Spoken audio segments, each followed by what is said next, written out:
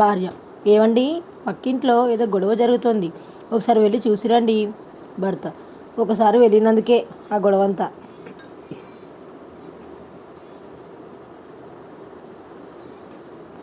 ద్విచక్ర వాహనుడు మగవారైనా ఆడవారైనా తప్పనిసరిగా హెల్మెట్ ధరించాలని ప్రభుత్వం ఉత్తర్వులు జారీ చేసింది.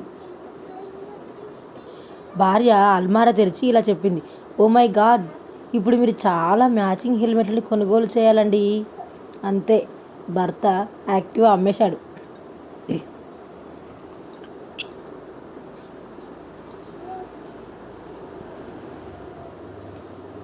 పిల్ల తండ్రి: అబ్బాయి సూపర్ మ్యాన్లా ఉన్నాడు కదా. పిల్ల: పర్లేదు నాన్న, పెళ్ళయ్యాక వాచ్మెన్లా మార్చుకుంటానులే. భాస్కర్: ఏమండి కృష్ణయ్య గారు, ఎందుకు అలా దిగులుగా ఉన్నారు? కృష్ణయ్య: మా అబ్బాయి అమెరికాలో ఉంటున్నాడు, కనీసం నెలకు ఒక్కసారి కూడా ఫోన్ చేయడం లేదండి.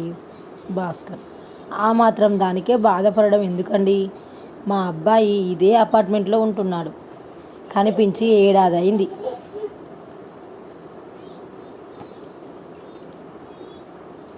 దసరా సెలవులకు ఊర్లోని బంధువుల ఇంటికి వెళ్ళాడు రాము.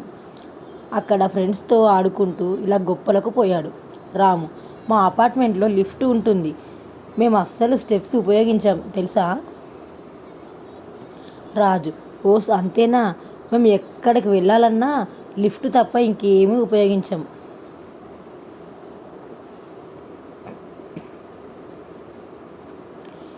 ఇక నుండి నాకు రోజు అంట్లు తోమే బాధ తప్పింది. ఇంతకుముందే అంట్లు తోముతుంటే పక్కింటి పంకజం నా భార్యతో వచ్చే జన్మలో అయినా మీ ఆయన నా భర్తగా రావాలని కోరుకుంటున్నా అంది. అంతే, దెబ్బకు మా ఆవిడ